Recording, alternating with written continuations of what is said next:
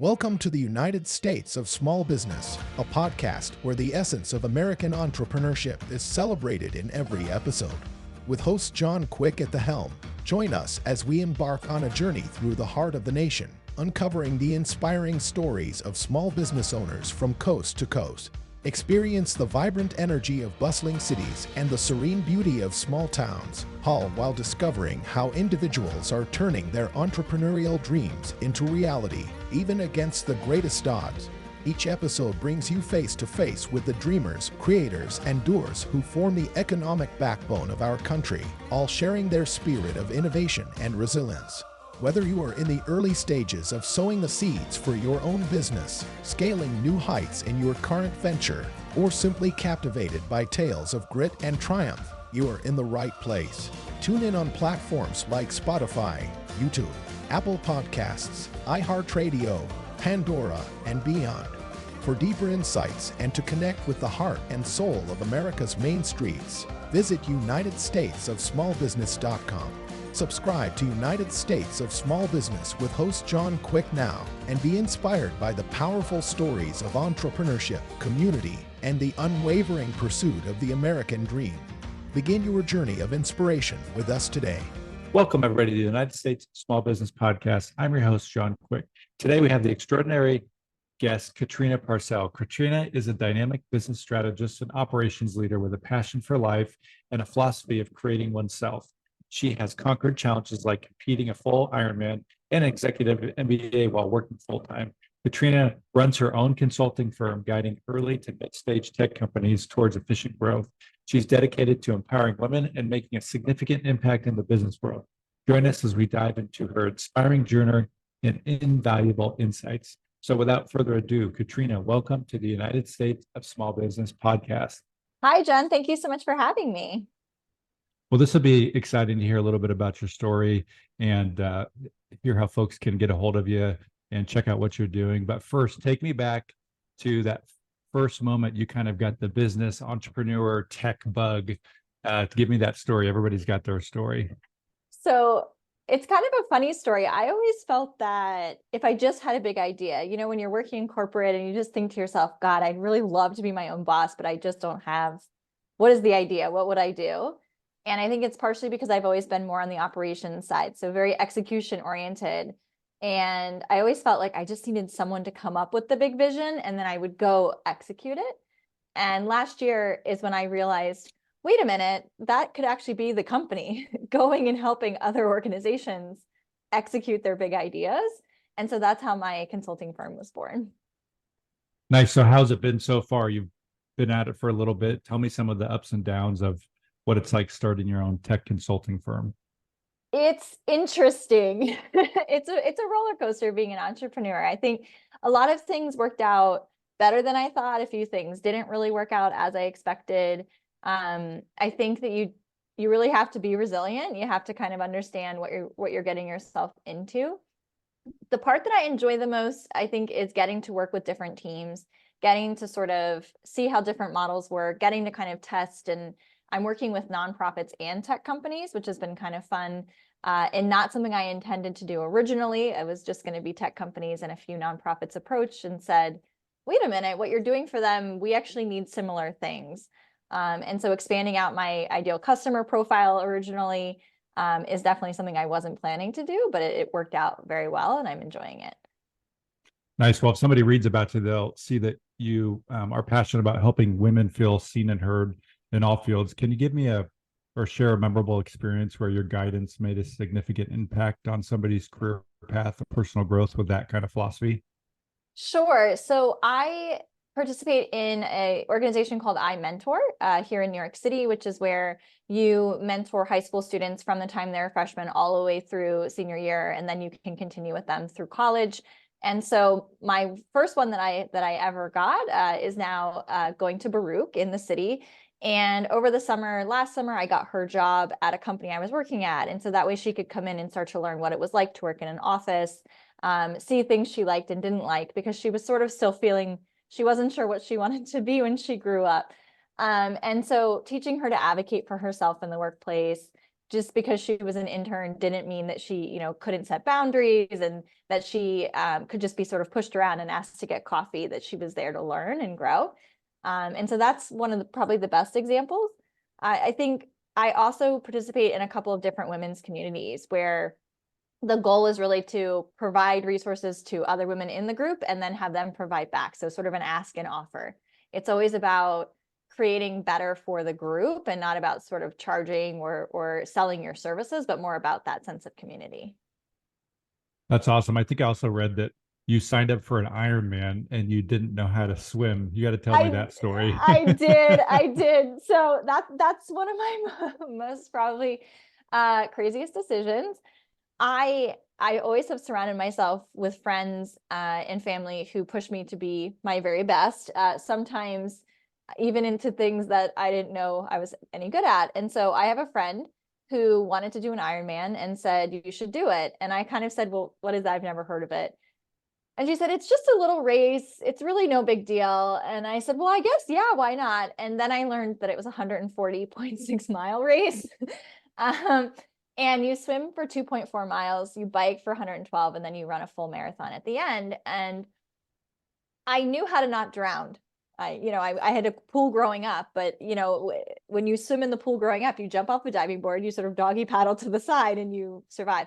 When you swim 2.4 miles, you have to actually freestyle or do some sort of stroke that will propel you in open water 2.4 miles. And so I signed up for swim lessons and had to really humbling experience of learning how to swim at the same pool where they were teaching little kids who were like little fish. In the adult class, we were all falling off, couldn't keep ourselves straight, figure it out. But eventually you learn, right? And I think it's such a good metaphor for anything in life, right? You sign up for something, you're a little scared, you don't really know what you're doing, but you figure it out. So it sounds like, you've been an inspiration and a mentor to folks. Who's been somebody that's been inspiring to you, a hero in your life, and why? That's a great question. There's a couple of them. One of them would be the friend who made me sign up for the Ironman. So her name is Jamie Duemo. She actually was my very first real boss at the Discovery Channel when I graduated college. So she was a bit older than I was at the time, and she has really helped shape my career and helped me to kind of push boundaries and try new things. And in reality, the funny part is that last summer when I said, hey, I'm going out on my own, she actually quit her job and went out on her own right after. And so now she calls me sometimes and asks for advice. And so it feels a little bit like a two-way street instead of just a one-way, which is fun. That's awesome. So what are some, practical tips or advice you'd give to somebody who's maybe looking to do what you did, right? They have an awesome career. They've accomplished a lot of things, but they want to go venture off on their own, but maybe don't know how to make those first couple steps or leaps of faith. What kind of advice would you give that person? Start talking about it. So any person that you talk to, start talking about it. All of my initial clients came from my network. It came from me going to people in my network and saying, I'm actually thinking about starting my own company. This is what I'm thinking of doing. What do you think? And getting feedback. And then they would say, oh, well, actually, this company I think could use your services. So once you start putting it out there, it also creates momentum for you that you have to follow through on it because it's not just an idea in your head. I think the other piece is really understanding yourself and what you love. Where is your real zone of genius? What are things you really enjoy doing? Because you don't want to create a company around something that you might be good at, but that you hate doing, because it won't be any fun. You have to create the company around something that you're really good at, but that you love, and that will fuel you and create this sense of passion. And so really understanding what that is and taking that time to think it through, and then making sure people are willing to pay for it. That's a very good point. People got to be willing to write a check, right? Exactly. Yeah. Someone has to need the skill. So walk me through what it looks like for somebody to engage with your services. What does that typically look like? And what are some of your typical clients that you work with? So I have two different models. One model is for workshops. And so clients can engage me for those if, for instance, they have a new executive team and they're trying to help them gel and create strategic plans for the next 3 to 5 years. And we do a 2-day workshop where there's different scenarios that we run through, different planning things, and really to kind of gel the team, but then also to kind of create that clear roadmap of how you're going to get from where you are to where you're going. The other scenario is more in-depth. So I actually get in the trenches with your team, and it's more fractional chief operating officer, in some cases advising, but generally I'm working with your team. So we've set up a roadmap. We've thought, in one of my clients, we did a 2030 vision. What does that look like? And then how in the world do we get there? So they set up a goal to 10x all of their important business metrics. And so what we're working on now is really making that happen. And so I'm working alongside the team, I'm mentoring the team, I'm actually in the trenches, in the tools with them, and really guiding and helping, leading them from within to succeed on those goals that we set up. So it's 2 models. One of them is a bit more hands-off. It's kind of like an in and out. I do the workshop for you, then we can decide if you need my help to execute, or maybe your team has the skills they can, and they can use it to execute, or you need those extra hands, that extra strategic guidance. In some cases, the customers might have very junior executive teams, and so they want someone else who's got a certain level of experience that can sort of help and guide so that the CEO is not the only one. Nice. I also read that you enjoy woodworking. Talk to me about that and being able to have a creative outlet to, the chaos of running your own business, which can be 7 days a week, 12 hours a day.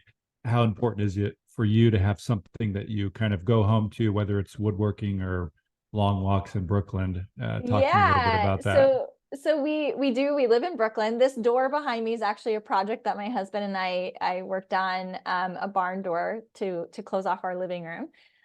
So we enjoy creative outlets. I love to create things. I don't necessarily feel like my job's that creative, although some could argue maybe it is. It's not artistic for sure. But we like to come up with renovations. So we like to buy properties that are not in great shape, and I love to envision what they could look like. You go in for the walkthrough, and my husband's like, and I say, no, we'll take down this wall. We'll do this. We'll do this. We watch a lot of HGTV. And so I find that being able to take my project management, which I'm very good at, and apply that to these renovations or different projects. And the best part about it, which is a little different than work, because oftentimes at work, there's not always a clear end. So there's not always a clear point where you can say, this project is done, and here's the end product. Whereas with more creative woodworking or renovations, you have that end product and you can say it's done and everything came together and this is what it looks like. And that fills my soul. That's awesome. You went to Columbia, got an executive MBA. How was that experience, and has that helped you become successful in running your own venture? I know that, a lot of folks kind of are weighing that option of like, maybe they listen to Gary Vaynerchuk and they're like, I just got to start, I don't really need to go to college and blah, blah, blah. And then you have the other side of folks who are, really pressing in and saying, these are worth just the experience alone of going to college or getting an MBA is well worth it. What are your thoughts on that? That's a great question. And I think it is very personal. I will say for me, doing the executive program, so I already had a significant career and my undergraduate degree was in media, but I was slowly making the change to be more business focused and felt like I needed to be taken seriously. And I think it was a little bit of imposter syndrome, maybe a little bit of not having enough confidence in my own skills. My husband said, it'd be really great. You should go get an MBA from Columbia, because once you have that, you'll feel confident. I think the program itself that I did is a Saturday program. You go to school every Saturday for 2 years. So it's a pretty significant commitment. The network is the best part. So, all of my early clients came from my Columbia network. They are the best at promoting things. They are the best at helping make intros. And I think the executive programs are a little bit better at this than the full-time programs, because when you meet each other, you're not competing. You all already have jobs. You are just trying to survive the program. You have families at home. You have all of these other commitments. And so you really go through that 2 years of just trying to help each other survive. And I think it's been 5 years since we graduated. I still talk to some of them almost every day. And I think for me, the content I learned in the classes was good. It was helpful, but it was really about the people and the network and finding out things that existed that I didn't even know existed, and broadening those horizons. That really made it worthwhile for me. I always tell people I would spend the money again. It's not cheap, but I would definitely spend the money again. And I've seen the return. I left my job shortly after I graduated, got a new job, and sort of pivoted into a, totally different industry. And so it really allowed me to open that door and see those salary increases that I don't think I would have seen if I didn't get it. Nice. Well, there's going to be folks listening in that are going to want to get in touch with you. What's the easiest way for folks to find you, get a hold of you, social media, website, all those kind of details? We'll put it in the podcast description, but just for folks that are maybe driving and want to take a mental note.